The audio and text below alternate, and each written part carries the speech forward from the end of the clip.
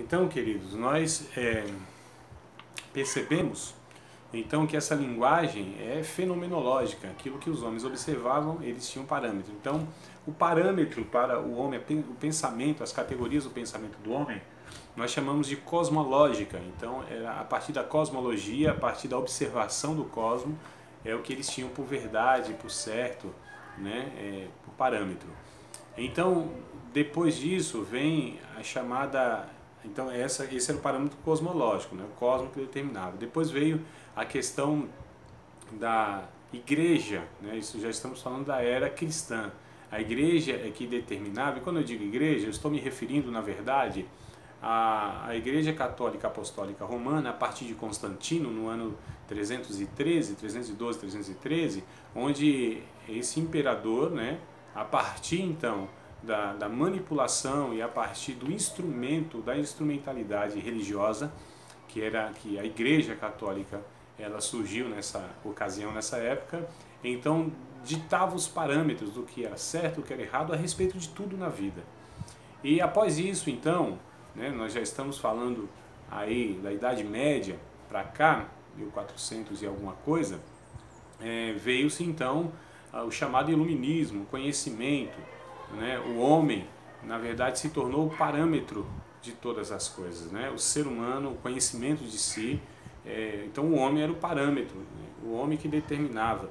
Após então isso veio, então nós chamamos de era medieval, e aí depois veio a era moderna, né? Com a ciência determinando o que era o que não era certo, se Deus existia ou não. Então a ciência que dava os parâmetros. Eu estou aqui só trazendo a categoria que era formada na mente da humanidade em si, a partir, lógico, dos pensadores, das pessoas que influenciaram o mundo, através da ciência, através dos escritos, através de tantos outros meios, né, para influenciar uma sociedade.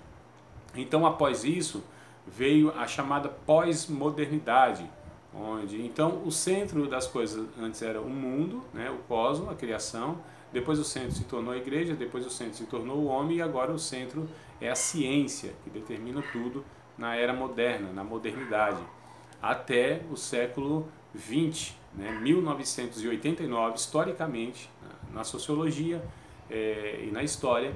Então há um marco, né, que vai determinar, não é que a partir daquele momento, daquela época, isso se instalou, é que foi reconhecido como sendo a pós-modernidade, a queda do Muro de Berlim em 1989. Dali, então, historicamente, traça-se um marco. Então, a gente entra na era pós-moderna, onde não há centro mais. Se o centro era o cosmos, o parâmetro era o cosmos, se depois era a igreja, se depois era o homem, depois era a ciência, agora não há centro, não há absoluto na categoria de pensamento dessas pessoas. Não estou falando nada bíblico aqui, teologicamente falando, bíblico, doutrinariamente, não é isso. Eu estou traçando aqui o pensamento humano nessa trajetória dos séculos. Então, a era pós-moderna, onde não há absoluto, né? Onde a tua verdade, a minha verdade, cada um tem a sua verdade, e virou então aí algo assim um pouco desorientado, né? E alguns especialistas então entendem que nós já estamos, né, de um pouco tempo para cá, entrando na era da hipermodernidade. O que caracteriza a hipermodernidade? Qual é a característica maior? É o individualismo. Veja bem, existe uma diferença de individualidade. Eu estou falando de individualismo, é a exacerbação, tá certo? É a egolatria, o egocentrismo, né? É a pessoa achar que ela é superior a outras, ela achar que o direito dela deve se sobrepor a dos outros, ela achar que ela é a pessoa mais importante do mundo, em detrimento do coletivo inclusive. Então nós falamos que tem o aspecto da individualidade e o aspecto da coletividade, né? Então um não pode excluir o outro, um não pode então anular o outro, né? Ao mesmo tempo que há um, também um é inserido no outro. E só tem sentido nessa inserção mesmo, né? Então o individualismo e a estética é o que tem sido a marca dessa geração, então, da hipermodernidade. E a estética e o individualismo tem sido então a marca dessa nossa época. O homem, Romanos capítulo de número 5, vai dizer que o homem é como uma raça única. Então não há essa questão, por exemplo, que nós tratamos hoje de raças, né? A raça preta, a raça branca, a raça amarela, né? A indígena, a oriental. Não há essa possibilidade, nem mesmo na própria antropologia como ciência, né? Na visão de muitos ou da maioria, existem etnias. Então, existe o conceito étnico, não o conceito de raça. O conceito de raça é único, é raça humana. Então, não há possibilidade de nós entendermos essas subdivisões quando se trata de raça humana, e sim como uma raça, que é a humanidade. Biblicamente, estão falando, nós somos uma raça, né, que foi representada ali no macho e na fêmea, o Adão homem, o Adão mulher, o Adão macho e o Adão fêmea, né? Soa estranho, eu sei, falando assim, mas é isso que a Bíblia trata, por exemplo, em capítulo de número 5 de Gênesis, verso 1 e verso de número 2, quando diz que Deus então criou o macho e a fêmea, né? Os abençoou e os chamou de Adão. Então, os criou, os abençoou, macho e fêmea, e os chamou de Adão, né? A sua imagem e a sua semelhança, que nós já falamos sobre essa questão de experimentar a unidade na diversidade, ou a unidade, né, composta, né, que é Deus triuno, sendo 3 pessoas, mas é um Deus na sua natureza, essência e etc. Então nós experimentamos também só nós, né, experimentamos. Os anjos não experimentam isso, né? Os animais não experimentam isso.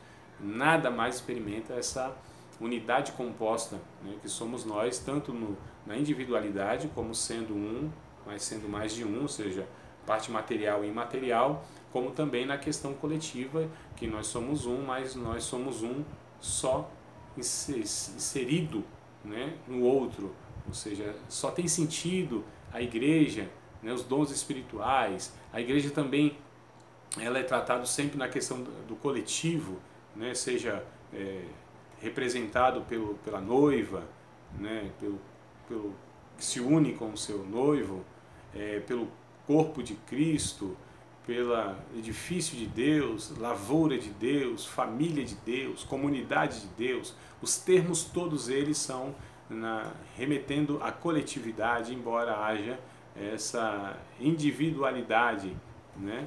E a beleza é essa unidade na diversidade também. Nós vimos isso e possivelmente vamos retomar algum ponto desse. Então, o aspecto fundamental do ser humano é o sociopolítico e o político-econômico. Então, esse é o aspecto fundamental do ser humano. O ser humano como sendo um ser sociopolítico.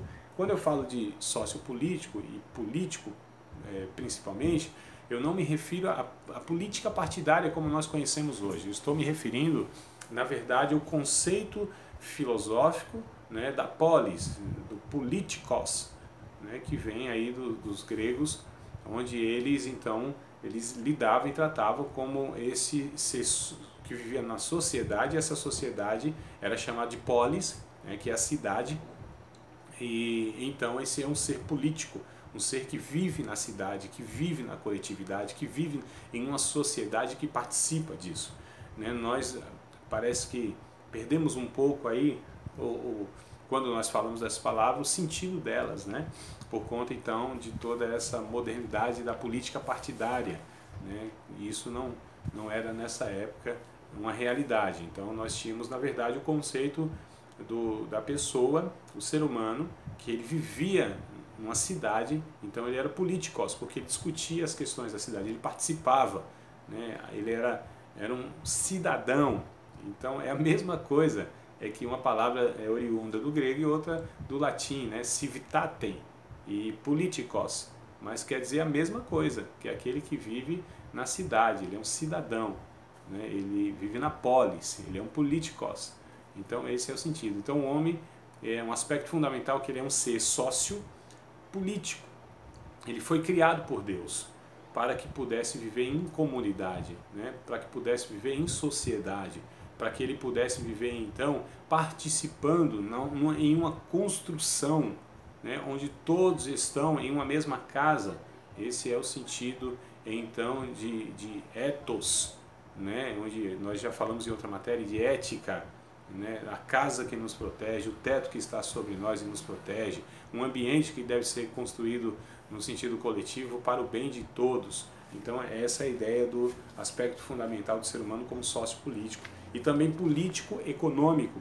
Econômico também não me refiro à questão financeira, a questão de taxas, juros, né? A pecúnia, o vil metal, né? Nesse sistema econômico que está quase colapsando por conta dessa pandemia. Não é nesse sentido que eu estou falando. É econômico e no aspecto teológico diz respeito ao governo da casa, né? Ekos, oikos. Isso no grego é casa, moradia, habitação, oikos, e nomos quer dizer lei, governo. Então governo, gerenciamento da casa. Então nós somos um ser político, né? Vivemos então nessa polis, nessa cidade, interferindo, afetando, participando disso e gerenciando isso que é a nossa casa, que é o sentido econômico, a economia da vida, né? A economia de Deus, esse governo de Deus, gerenciamento de Deus que Ele nos outorgou lá em Adão para que pudéssemos então cuidar desta grande casa que é a criação de Deus ou que é o planeta Terra, que é a nossa casa. O homem como administrador do mundo, né? Esse é o sentido. Então, a finalidade do homem, é isso que eu estou discutindo, não perca então esse pensamento. A finalidade do homem. Então, o homem como sendo o administrador da casa. Quando nós pegamos o texto de Romanos, capítulo de número 16, versículo de número 23, então Romanos 16 e 23, nós vamos ler a respeito de um certo Erasto. Então, dependendo das versões, vai estar assim: Erasto, procurador da cidade, Erasto, o tesoureiro da cidade, Erasto, aquele que governava a cidade, né? Então, administrador, me desculpa. Então, está administrador, procurador e tesoureiro, pelo menos na memória aqui, é o que eu tenho das três versões que me vem à mente neste momento. Então, Erasto, no capítulo 16 de Romanos, verso 23, eu até peço que você consulte outras versões para trazer mais expressões, né, para ter a ideia melhor aqui do que eu quero dizer. Então, Erasto administrador da cidade, Erasto procurador da cidade e Erasto tesoureiro da cidade. Então, aquele que administrava, né, essa é a ideia que eu quero trazer aqui como nós, homens, seres humanos, aqueles que administram, aqueles que de alguma maneira lidam na questão da coletividade, na participação, então participando de tudo isso. Então o homem como administrador do mundo, né? Lá está escrito da cidade, mas nós somos do mundo, então administrador do mundo. E dispenseiro de Deus também. Tito, capítulo de número 1, versículo número 17, diz que nós, né, os seres humanos aqui, mais representado em um pastor, né, o presbítero Tito, o pastor Tito, ele foi colocado, Paulo disse que deixou ele ali para que ele pudesse ser dispenseiro. Então mordomo, a palavra dispenseiro, né, vem nesse sentido de mordomo, aquele que cuida de um bem alheio, aquele que administra também, é o sentido, o servo, o serviço que ele presta. Então, o pastor e o ser humano como sendo aquele que é dispenseiro então de Deus. Nós fomos constituídos seres humanos, todos nós, cristãos ou não, estou falando do ser humano em si, o cristão mais especificamente por ter a revelação, né, por ter a compreensão, por ter os dons, por ter os recursos, por ter a vocação de Deus diretamente dada de uma maneira explícita, né, pelo Espírito Santo e revelado nas Escrituras. Então nós muito mais devemos ter não só a consciência, mas a prática desse nosso privilégio que é ser dispenseiro de Deus. Cuidarmos, administrarmos, né? Estarmos aqui interferindo então em toda essa convivência na humanidade. Então o homem foi colocado na criação como dispenseiro de Deus. E dos mistérios de Deus também, aí já mais especificamente para nós cristãos, quando Paulo escreve lá em 1 aos Coríntios, capítulo de número 4, versículo de número 1 e 2, ele diz que os homens nos considerem como ministros de Deus e dispenseiros dos mistérios de Deus. Requer no ministro cada um se ache fiel. Então, ministro é o servo e dispenseiro, aqui que eu trago essa expressão no original, que é o oikonomos, né? Então, dispenseiro como aquele que governa, aquele que cuida, aquele que administra. Então, os mistérios de Deus. Olha que coisa interessante. e nós somos também dispenseiros da multiforme graça de Deus, né? As muitas maneiras, aí está em 1 Pedro capítulo 4, verso 10. Então, as muitas maneiras que Deus age, utiliza, interfere nesta criação. Então, o homem foi colocado por Deus, criado por Deus, colocado na terra, para que pudéssemos então estar agindo, né? E Deus agindo por nós nessa criação, interferindo de uma maneira positiva para administrarmos o ser humano com seus dons, com seus talentos, com seus recursos, né, com toda a sua habilidade, com toda a sua capacidade, e tudo isso vem de Deus. Tiago, capítulo de número 1, verso 17, ele vai dizer, olha, toda boa dádiva, todo dom perfeito vem de Deus, né, descendo do Pai das luzes, em quem não há mudança nem sombra de variação. Então todo ser humano é dotado por Deus, é capacitado por Deus para realizações. Embora muitos não reconheçam isso, muitos nem acreditem em Deus, muitos não atribuam os seus feitos e nem rendam graças a Deus, né? Muitos, na verdade, eles têm como suas capacidades mérito deles mesmos, mas nós cristãos reconhecemos que tudo que nós fazemos, tudo nossa capacidade de realização, de criatividade, nós vimos aí na aula passada, né? Esse poder imaginativo, poder de criatividade, isso é um empréstimo de Deus para nós. Então tudo que fazemos, tudo que realizamos, Paulo vai escrever isso em 1 Coríntios, capítulo de número 10, versículo de número 31, se não me falha a memória, se não for o 31 é o 33, vocês confiram depois. Aliás, já que estamos aqui com a Bíblia aberta, deixa eu conferir aqui, né? 1 aos Coríntios, capítulo de número 10, vamos ver se é o verso 31 ou 33, é o 31 mesmo. Então, portanto, quer comais, quer bebais, ou façais qualquer outra coisa, façais tudo para a glória de Deus. Então, nós fazemos tudo para a glória de Deus. O ser humano regenerado, o ser humano que foi alcançado pelo Evangelho, a nova criação de Deus em Cristo, que somos nós, devemos fazer tudo para glorificar a Deus. Tudo precisa expressar a glória de Deus. De alguma maneira devemos refletir o Criador, seja nos seus atributos morais, seja nos seus atributos espirituais, seja na expressão da misericórdia, na expressão da graça, na expressão da compaixão, na expressão do amor, da generosidade, né? Então nós devemos de alguma maneira representarmos Deus, nós somos representantes de Deus, ser humano, e o ser humano recriado em Cristo muito mais deve fazer isso com a consciência, intencionalmente, com objetivos claros, com um propósito de vida. Então nós estamos estudando antropologia bíblica, não é só para saber a questão do homem em si, né, na questão biológica, na questão científica, mas nesse propósito então teológico, teleológico, nesse propósito para que fomos criados e colocados aqui. Então nós, seres humanos, cristãos, recriados em Cristo, uma nova criação, homens regenerados, uma nova criatura de Deus, nós devemos então refletir a glória de Deus em tudo que fazemos, as muitas ações de Deus, a multiforme graça de Deus. Então, seja em qualquer atividade, nós devemos sermos ali um representante de Deus, de alguma maneira refletir o Criador.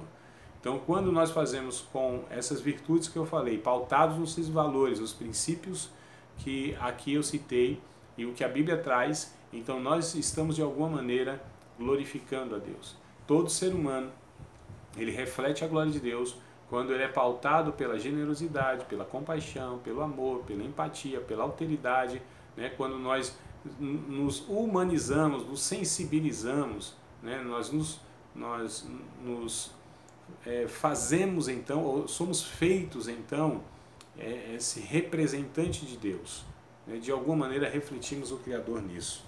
Então vamos lá, meus queridos.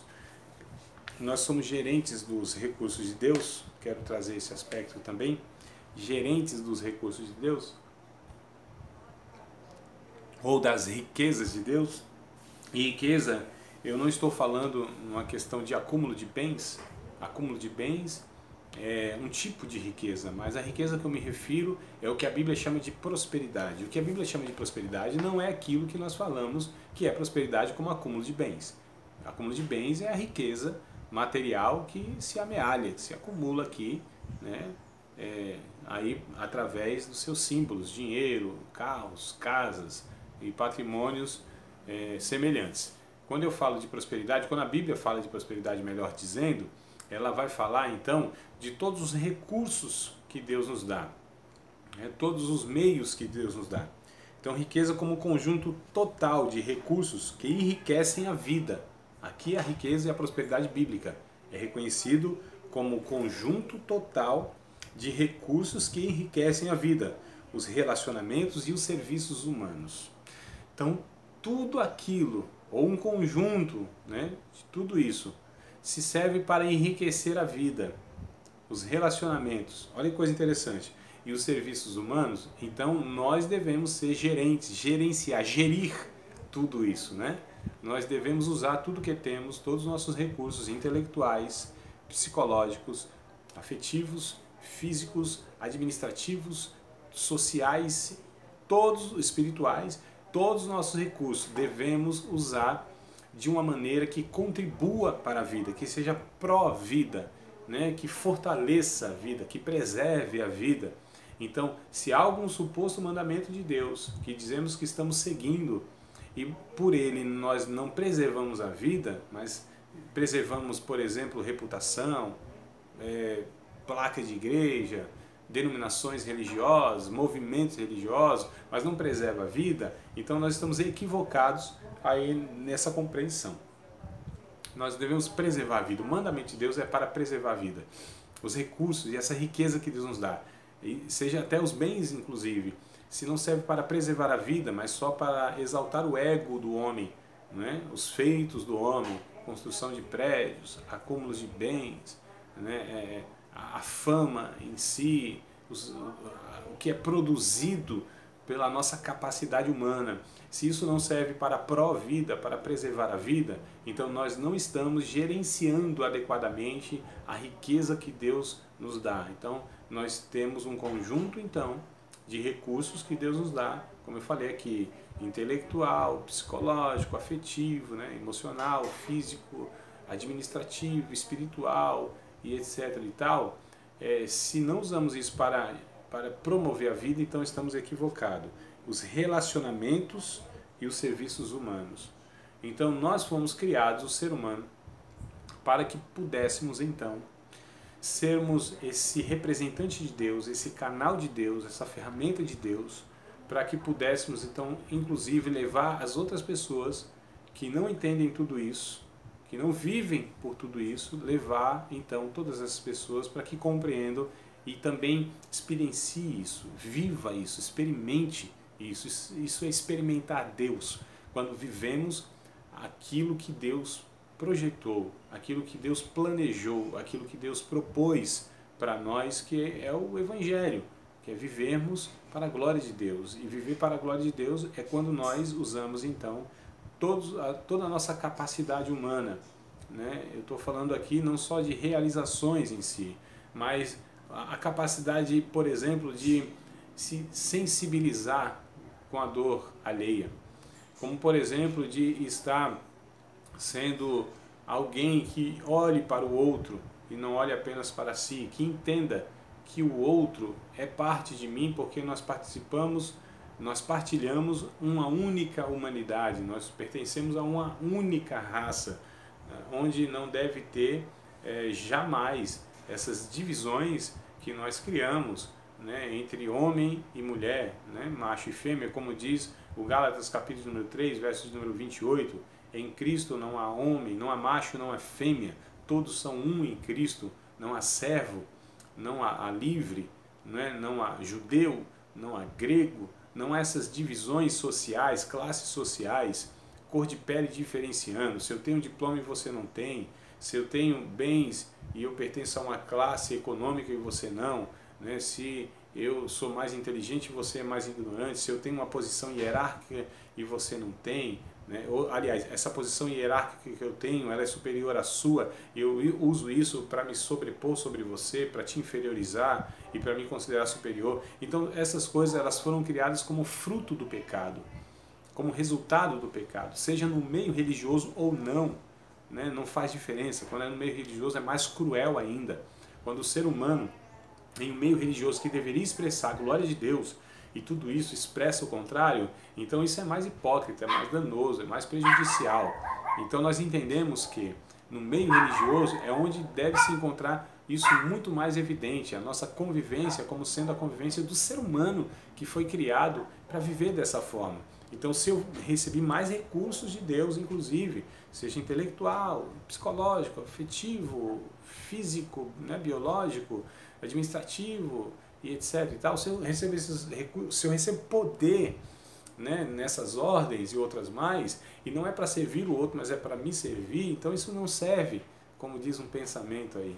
E não tem como, amados, nós dizemos que somos seres humanos criados à imagem conforme a semelhança de Deus e vivemos de uma maneira contrária a tudo isso que eu estou expressando aqui. Nós estamos, na verdade, nos desumanizando, nós estamos, na verdade, nos distanciando dessa imagem, dessa semelhança que Deus, então, nos criou para que pudéssemos servir as outras pessoas. Então fica uma reflexão, fica uma aplicação prática para a nossa vida, no dia a dia, nas relações, que tudo isso que Deus nos deu, todos esses recursos que Deus nos deu, foi, na verdade, para contribuir para que o outro, para que favoreça a vida no outro, para que fortaleça e melhore e aperfeiçoe os relacionamentos entre nós e os serviços que nós temos. Então, é a ideia de serviço, de servo. Nós somos servos uns dos outros, nós não somos senhores de ninguém. Nós somos servos uns dos outros. O conceito de liderança na Bíblia é serviço, né? O conceito, na verdade, de ordem criacional é serviço, não há ordem hierárquica na Bíblia. O ensinamento bíblico é de ordem criacional a ordem funcional. Então o homem foi criado antes da mulher para que servisse a mulher, né? E o serviço é mútuo, lógico. Então o adulto ele deve servir mais a criança. O líder deve servir mais o liderado, não ser servido por ele. Então não é o contrário. Os ministros, né, as autoridades devem servir, na verdade, aqueles que de alguma maneira eles representam. Então eu como professor, na verdade, eu preciso servir vocês como aluno. O pastor deve servir os membros da igreja e não o contrário, né? Então quando isso é utilizado ao contrário, quando essas pessoas são favorecidas, isso é um pecado que Tiago vai chamar de acepção de pessoas. Quando nós tratamos de uma forma diferenciada, né, o outro, julgando que o outro merece um tratamento melhor. Tratamento nós devemos dispensar todos de uma forma igual, igualitária, né? O conceito de isonomia, o direito igual a todos. Então, o ser humano, né, criado por Deus, colocado nessa terra, ele deve dominar sobre os animais, deve então gerenciar os recursos de Deus, deve viver de uma maneira que glorifique a Deus, deve aqui saber que há uma raça única, que é a raça humana. Então nesse conceito jamais eu poderia aviltar um semelhante meu, ofender um semelhante meu. Quando faço essas coisas, então, devo me arrepender, devo reconhecer que estou vivendo de uma maneira inadequada para aquilo que Deus me criou, para aquilo que Deus me criou. Então, nós como líderes, nós como de alguma maneira influenciadores, nós como de alguma maneira que temos poder sobre as outras pessoas, devemos usar tudo isso para beneficiá-las. Foi o que o nosso Senhor Jesus Cristo fez. Que sendo em forma de Deus, não teve por um direito próprio, um direito seu, por usurpação, o ser igual a Deus. Embora era Deus, mas aniquilou-se a si mesmo, esvaziou-se de si mesmo. Foi achado na forma de servo. E achado na forma de servo, ele se humilhou até a morte, morte de cruz. Pelo que Deus lhe exaltou soberanamente, lhe deu um nome que está acima de todo nome, pelo qual o nome todo joelho se dobrará e toda língua confessará que Jesus Cristo é o Senhor, para a glória de Deus Pai. Olha só, então Filipenses capítulo número 5, eu falei do 6 ao 11, mas o 5, verso 5, aliás, verso 3, 4 e 5 é bem interessante, vai dizer assim: nada façais por vanglória, mas considerai os outros superiores a si mesmo, e tende em vocês o mesmo pensamento que o que houve também em Cristo Jesus, que sendo em forma de Deus, então a gente entra nesse texto que eu citei agora.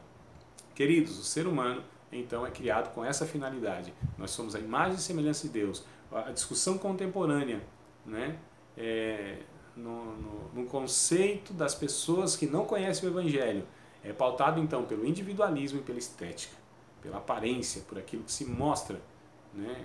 O querer ser, né? Aparentemente melhor do que o outro, sobrepor sobre o outro. Mas biblicamente falando então, nós devemos resgatar aquilo que foi perdido lá em Adão, e o Evangelho nos propõe isso, nos proporciona isso, nos dá esse recurso, para que a gente então possa saber que nós somos gerentes dos recursos de Deus. Nós devemos gerir isso de uma maneira que contribua para a vida, para os relacionamentos. Devemos entender que somos as pessoas que lidam e cuidam das coisas da cidade, nós devemos interferir nisso. O ser humano, então, biblicamente falando, é aquele que afeta positivamente o seu entorno, é aquele que beneficia o seu entorno, é aquele que é agente de paz. Bem-aventurado são os pacificadores, porque eles serão chamados filhos de Deus. Então, os filhos de Deus são aqueles que são a imagem e semelhança de Deus. Eu quero agradecer a Deus, então, por até aqui nós estarmos discutindo tudo isso. Peço que você interaja, peço que você se inscreva no canal, se não é inscrito ainda, dê um joinha lá, compartilhe à vontade aí nas suas redes sociais, seus contatos, essa aula, esse vídeo, tá certo? Faça os comentários lá no canal do YouTube, no grupo de WhatsApp que você participa, interaja, discuta, discorde, né? Dê o seu ponto de vista, coloque lá a sua dúvida e a gente vai estar interagindo aí. Queridos, Deus abençoe a todos, espero que esse conteúdo tenha favorecido, tenha contribuído um pouco para essa construção sobre essa matéria. Teremos aí mais algumas aulas lá para frente e pretendemos então dar sequência aí a essa construção sobre a antropologia bíblica. Deus abençoe, Deus te guarde, Deus faça resplandecer o seu rosto sobre ti, Deus levante sobre ti o teu rosto e tenha misericórdia de ti, e Deus te dê a paz.